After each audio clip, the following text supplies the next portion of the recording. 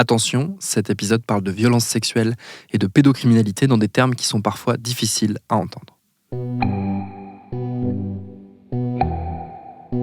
Salut, c'est Thomas Rozek. Au cœur des fêtes de fin d'année 2019, entre deux réveillons, une polémique a subitement éclaté. Vous en avez sans doute entendu parler, l'annonce de la sortie tout début janvier du livre Le Consentement de l'éditrice et autrice Vanessa Springora. Elle y raconte son histoire avec un autre écrivain, Gabriel Matzneff, une histoire qui a débuté dans les années 80 alors qu'elle n'avait que 14 ans et lui la cinquantaine. Un témoignage qui a soudainement rappelé à tous ce que beaucoup savaient, la pédophilie revendiquée, racontée par le menu dans ses propres écrits, d'un auteur certes devenu relativement confidentiel mais rarement attaqué pour ça. On se contentait jusqu'ici de le dire sulfureux, controversé, trop heureux, trop insolent, trop de lycéenne dans son lit, ça indispose les honnêtes gens. Voilà ce qu'on peut lire chez un de ses éditeurs. Une impunité désormais fissurée, et au passage, le réveil de vieux souvenirs collectifs et personnels. Ce sera notre épisode du jour, bienvenue dans Programme B. Des souvenirs personnels parce que cet épisode, il part aussi d'une prise de conscience assez douloureuse. J'ai, à mon échelle, participé à cette tranquillité, à ce blanc-seing poli laissé à Matzneff. Il ne s'agit pas ici de m'en dédouaner ou d'essayer de m'inviter dans une histoire qui n'est pas la mienne, mais voilà les faits. En 2015, je travaillais pour la matinale de France Musique. J'avais une chronique hebdomadaire dans cette belle émission. Elle s'appelait La Discothèque. L'idée était toute simple, j'allais à la rencontre d'artistes, de comédiens, de musiciens, d'écrivains, et je leur demandais quels étaient les disques et la musique qui avaient compté dans leur vie. Et au printemps 2015, donc, j'ai fait La Discothèque de Gabriel Matzneff.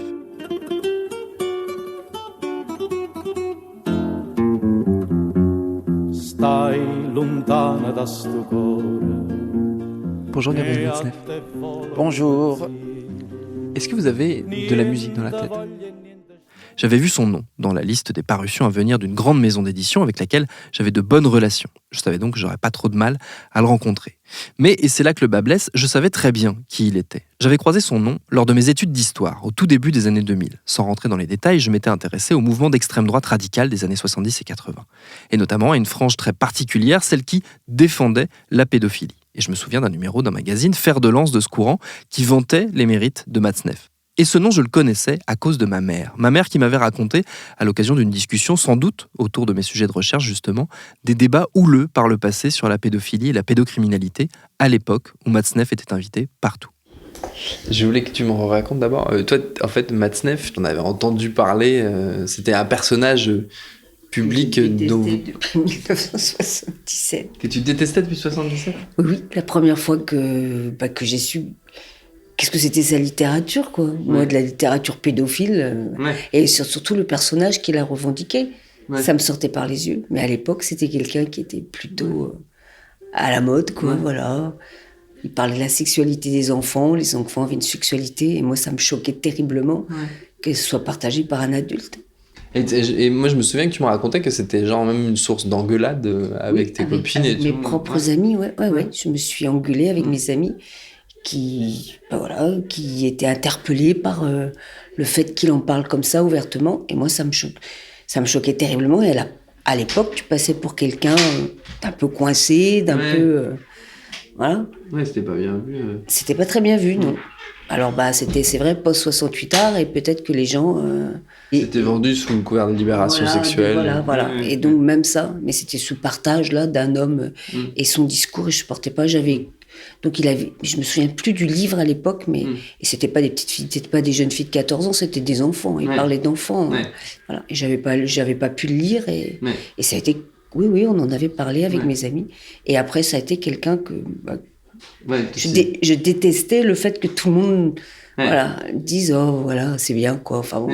Et tu te souviens que dans les années 80, 90 et tout, il continuait, il était sur les plateaux. Voilà. Mais moi je voulais plus en entendre parler quoi.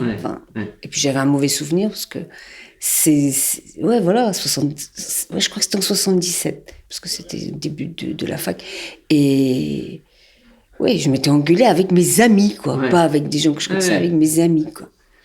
Du coup, c'était quelque chose qui m'était resté très fort. Et du coup, alors, parce que moi, l'autre souvenir que j'ai par rapport à ça, c'est qu'en 2015, comme on en avait parlé, je savais que tu supportais pas et tout machin, je t'avais dit, et il y avait un petit peu un côté provoque en plus, je le reconnais a posteriori, que j'allais faire cette discothèque, tu te rappelles de ça ? Oui, je me souviens très bien. Et je t'ai dit que tu aurais dû le refuser. qu'on fait pas la discothèque de ce mec-là, voilà, c'est tout, quoi. Qu'il avait eu assez de gloire comme ça et que, enfin, voilà, et que, voilà. Je me rappelle que tu m'avais engueulé carrément. Oui, voilà. Et j'ai écouté tes discothèques et je n'ai pas écouté celle-là.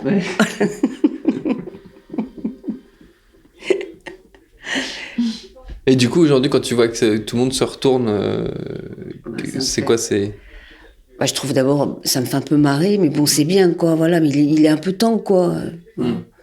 Mais c'était le signe d'une époque, je sais pas pourquoi, c'est maintenant... J'en sais rien, en fait. Mais même moi, en fait, il y a quelques années d'écart, c'était en 2015, c'était pas non plus dans les années 70, et où je m'étais laissé prendre au truc de l'écrivain maudit, sulfureux. Tu trouvais que j'exagérais, et que voilà, quoi. Oh là, ta vieille mère aussi, je sais pas quoi. Mais bon, j'étais pas la seule, hein. Simone, elle était aussi... Simone, c'est ma tante. Oui, elle avait les mêmes souvenirs que moi. Hein. Et pareil, un peu comme ça, hein. Voilà, on passait pour des... On n'était pas très nombreux, hein, finalement. Même... Et chez les femmes non plus. Hein. C'est ça qui me... Je me dis, j'avais bien raison.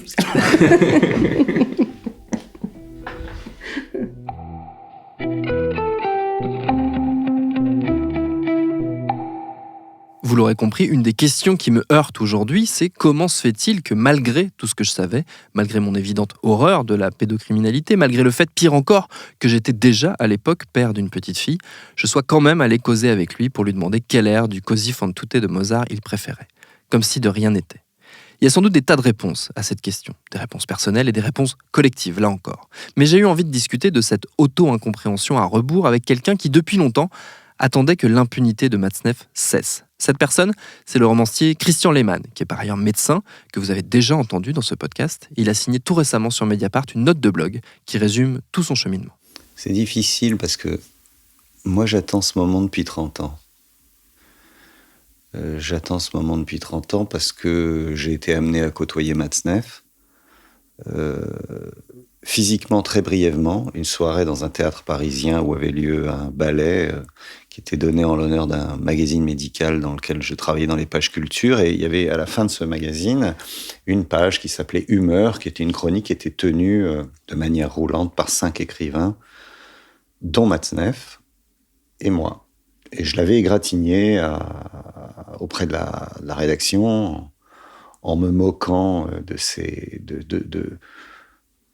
chroniques dans lesquelles il vantait ses prouesses sexuelles sur des plages extraordinaires ou dans des chambrées, ou comme je disais, sa verge d'airain honorait de jeunes étudiantes. Et donc il n'avait pas apprécié, et il vient me voir, il me dit « Mais Lehmann, je comprends pas, vous êtes un écrivain comme moi, je comprends pas cette défiance, il faudrait qu'on déjeune ensemble et qu'on parle. » Et c'est bien la dernière chose que j'aurais fait. Je l'avais lu. Je l'avais lu en commençant par Ivre du vin perdu, qui est un beau roman, bien écrit, qui raconte l'histoire d'un homme adulte, mûr, qui est tombé amoureux d'une très jeune fille, qu'il a aimée passionnément et il l'a perdue. Et donc il est ivre, non pas du vin qu'il a bu, mais il est ivre du vin perdu, c'est un joli titre. Et donc je le lis et c'est très photogénique, la souffrance romantique. Écrit à la première personne, on ne peut pas s'empêcher de ressentir de l'affection et de la compassion pour l'auteur. Et puis il y a cette scène incroyable dans laquelle il explique que des années après, il la croise dans un restaurant, je crois. Elle est avec un jeune homme de son âge, elle doit avoir 22-23 ans, elle est avec un jeune homme barbu de son âge. Et là, d'un seul coup, sans qu'il s'en rende compte, Matzneff se dévoile. Il explique que maintenant, alors qu'elle était vierge immaculée quand il l'a connue, elle a été ramonée par les kilomètres de verges d'hommes qui ne sont pas lui, et qui sont donc des rivaux. Et on se rend compte que c'est juste un gros connard masculiniste, qu'il a peur des autres hommes, qu'il a peur d'être comparé, et donc être l'initiateur d'un gamin vierge, c'est parfait pour lui, et qui déteste les femmes, à partir du moment où elles ont du poil et des opinions. Ce qu'il veut, c'est un enfant qu'il peut malaxer, dans tous les sens du terme, physiquement et intellectuellement, à sa guise. Il vient de me donner les clés, j'ai envie de dire, de son cas clinique psychiatrique. Je continue à creuser, je lis Les moins de 16 ans, dans lequel il explique benoîtement, comme tous les grands pervers, en essayant d'amener les gens à sa cause. Il est absolument normal pour un homme viril et normalement constitué de bander en voyant les fesses d'un garçon de 11 ans. Et dans lequel il explique aussi à quel point ça lui donne de la jouissance de tripoter un gamin, un petit garçon sous la table, quand son père est assis à côté en train de servir le rôti de bœuf et ne se rend compte de rien. Et encore, il parle de la détestation qu'il a pour les mères, qui sont juste bonnes, excuse-moi, à véler, et à faire des petites filles et des petits garçons dont il pourra se servir. En fait, elles ne servent qu'à ça. Et comme Humbert dans le Lolita de Nabokov, il lui arrive de se rapprocher de ses mères pour les laisser penser qu'elles pourraient être séduisantes pour un grand écrivain, pour se taper leur fille. Donc moi, je lis tout ça, je m'approche de la rédaction en chef, et quand je peux, je leur dis, écoutez, un jour, il y aura un prix à payer pour ça. Enfin, je veux dire, on peut pas... on est dans un magazine médical, c'est quand même compliqué. Et je me souviens du directeur du journal, un homme féru de théâtre, cultivé, de droite gaulliste sociale, je dirais, qui me dit, oui, Christian, oui, je sais, tout ça, c'est pas très joli, mais c'est un grand écrivain, et certes un peu sulfureux, mais quelle plume, c'est quand même quelque chose pour le journal d'avoir son nom. Et moi, je suis estomaqué, parce que qu'est-ce que tu veux répondre à ça si ça leur est pas évident? Donc ça va durer comme ça encore un petit moment. Et puis je tombe sur un de ces livres, je crois que c'est Mes amours décomposés ou Harrison Plaza. Et là, j'ai un autre choc, comme le choc que j'avais eu quand je m'étais rendu compte qu'il était masculiniste.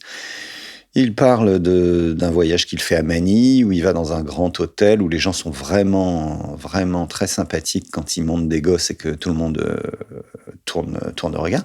Et il cherche un gamin qu'il a déjà vu 1 an ou 2 ans auparavant, appelons-le Miguel. Et Miguel avait des fesses formidables et tout, qu'il le cherche partout. C'est vraiment une obsession. Et finalement, il le retrouve et il est horrifié. Ce grand esthète, ce grand... poète français, cet immense écrivain, fin connaisseur de la religion orthodoxe, qui a réussi à s'infiltrer dans tout le milieu, de la gauche de gauche jusqu'à l'extrême droite, en se faisant passer pour un artiste d'immense renommée, voit ce gamin et se rend compte que 2 ans après, à 14 ans, il est tapé, durci, cassé, vieilli prématurément. Et il pourrait avoir un instant de lucidité, se rendre compte que vendre son cul à des riches occidentaux pour nourrir sa famille, ça tue un enfant. Pas du tout. Il se pose la question, mais comment sous ces tristes tropiques les enfants peuvent vieillir aussi vite? C'est esthétiquement, c'est presque un crime. Et je me dis, mais ce type, c'est un vrai psychopathe. C'est-à-dire, c'est quelqu'un qui a une absence absolue d'empathie pour les autres, qui est incapable de se remettre en cause ou de ressentir une culpabilité. Et vu que ce qu'il fait est objectivement atroce, il est obligé d'emmener les gens dans une description qui est complètement faussée, qui est c'est un vrai pervers narcissique, c'est-à-dire amener les gens à penser comme lui. Et donc, c'est un manipulateur de très grande force, et il a mis une grande partie de son intelligence, qui n'est pas nulle, à amener les gens à se rapprocher de lui. Et donc, je vais revenir au départ. Quand il me croise, il sait que j'ai la potentialité d'être un ennemi au sein du journal.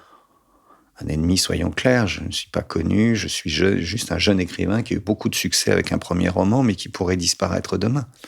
Et ce qu'il veut, c'est m'amener à sa table et d'une certaine manière me séduire intellectuellement. Or, s'il est un auteur que j'adore particulièrement, c'est George Orwell. Et Orwell disait que quand il était en désaccord profond avec quelqu'un sur le plan intellectuel, il refusait de le rencontrer. Il refusait ces soirées de l'entre-soi à Londres, où les écrivains se retrouvaient à table et finalement où il y avait ce que j'appelle une connivence de plateau.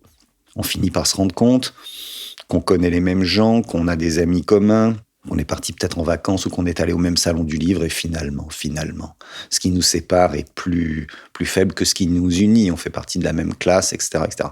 Et il disait, je ne fais jamais ça, parce que quand on commence à ressentir cette espèce de camaraderie, fausse camaraderie entre humains, on perd la clarté de sa vision intellectuelle.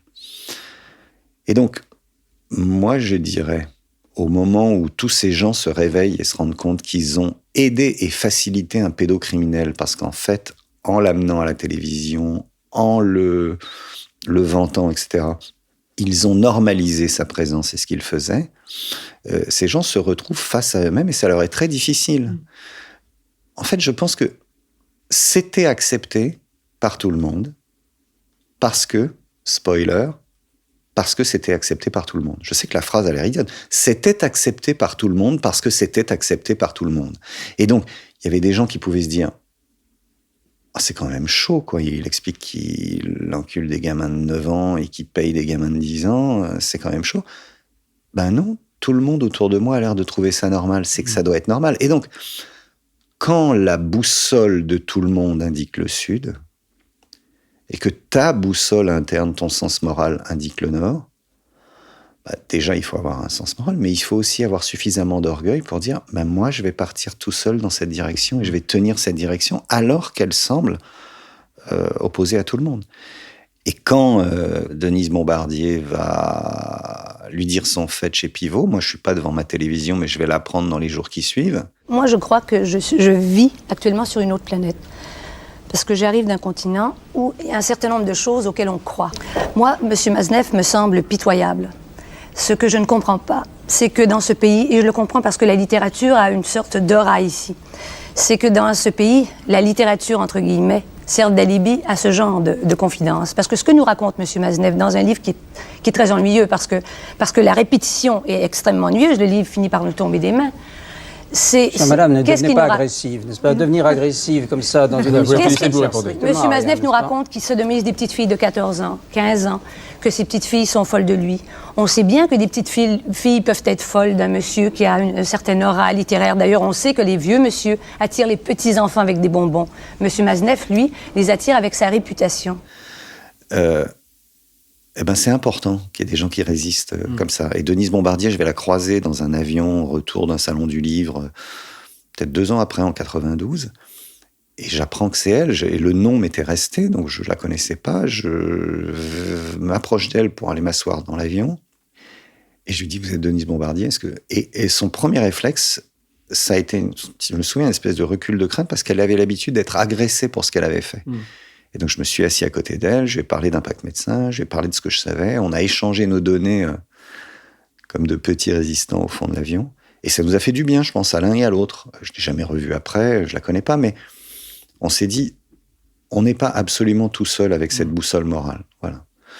Et quand tu vois aujourd'hui les éloges qu'ont fait les gens de lui pendant des années, et il se retrouve, je veux dire, ça disparaît pas le papier. C'est marqué, tous ces articles de complaisance, ou même franchement élogieux, ils existent.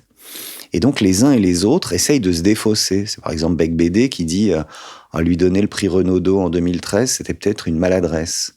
Et comme le dit Aude Rossigneux, qui était journaliste aux médias, non, une maladresse, c'est quand on renverse une carafe d'eau sur la table. Donner un prix à un type qui dit qu'il sodomise des gosses de 9 ans, c'est pas une maladresse. Ça s'appelle autrement.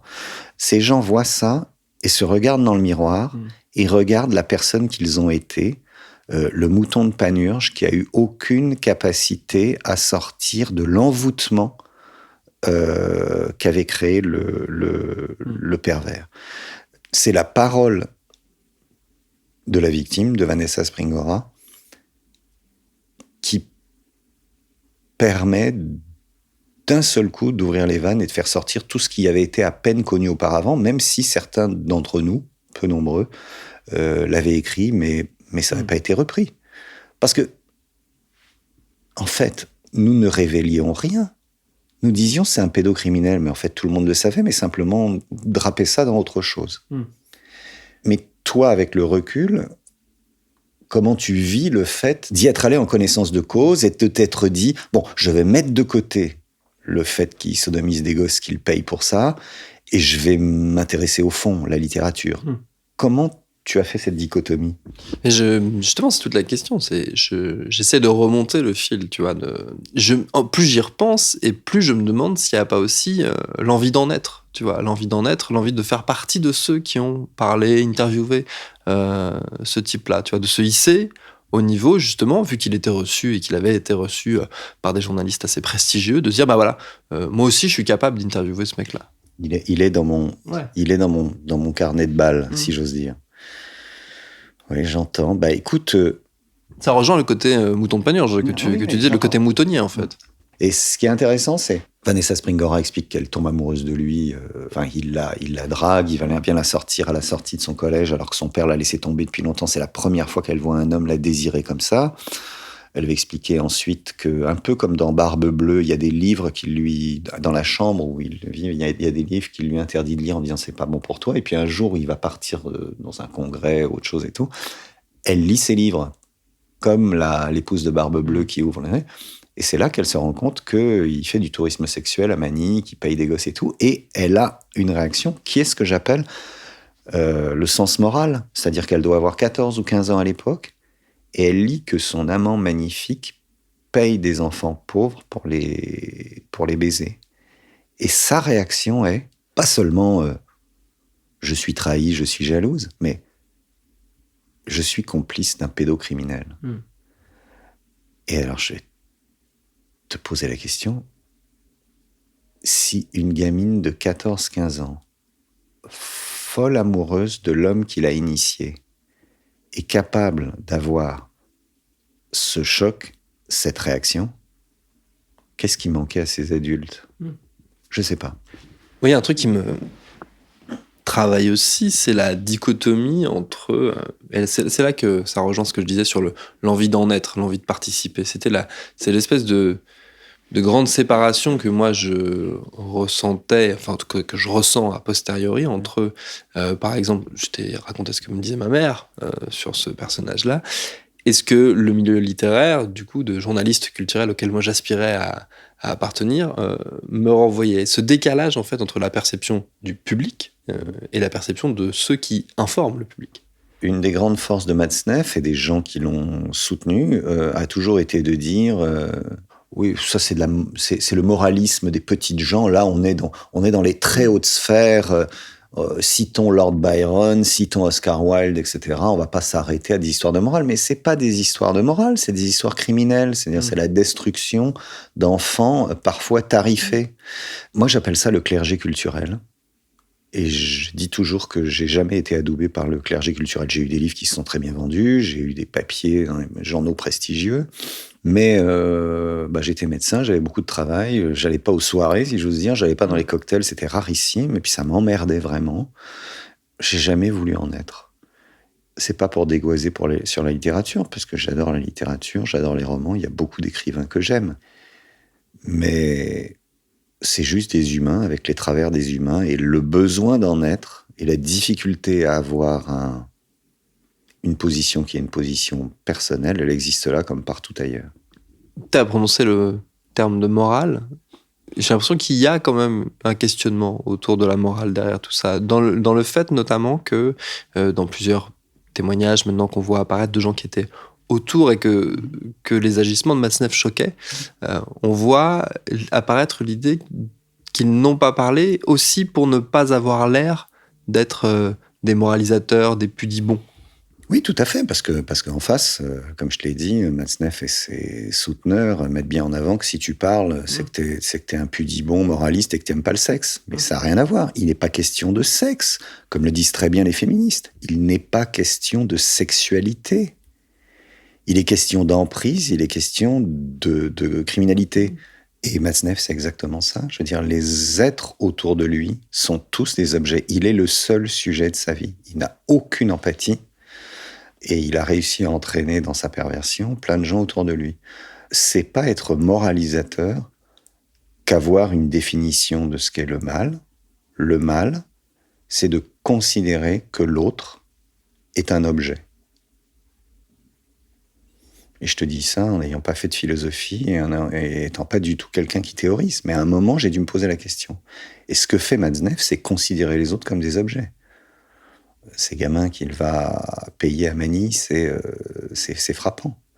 Mais ce qui est intéressant, c'est que là, il y a Matzneff, mais tu te souviens que Frédéric Mitterrand avait sorti son livre La mauvaise vie. dans lequel il expliquait qu'il adorait aller dans les pays, en Thaïlande, etc., parce que là, il pouvait se payer des garçons. Alors ensuite, il expliquait que c'était des adultes, mais il faut arrêter de prendre les gens pour les cons. Et il dit, je suis là au cœur de mon univers où le sexe et l'argent se mêlent. C'est clairement ces gens qui font l'apologie du tourisme sexuel et qui ont la perversité de le mettre dans un livre en sachant que leur nom et leur notoriété fera qu'ils seront acceptés, qu'ils iront sur les plateaux et qu'ils auront tendance à faire accepter ce qu'ils font comme normal. Parce qu'on va dire, si c'est Roger Duglan, bouché à Gonesse, qui ramène des clichés des petites filles et petits garçons qu'il sodomise à Pattaya, ça va le faire moyen, hein, ça va le faire moyen pour apostropher la grande librairie. Mais si c'est Gabriel Matzneff ou si c'est Frédéric Mitterrand, c'est sulfureux. Ah, je les emmerde. Eux et leurs souteneurs. C'est tout, ça demande rien, ça demande d'avoir une définition de départ. L'autre n'est pas un objet.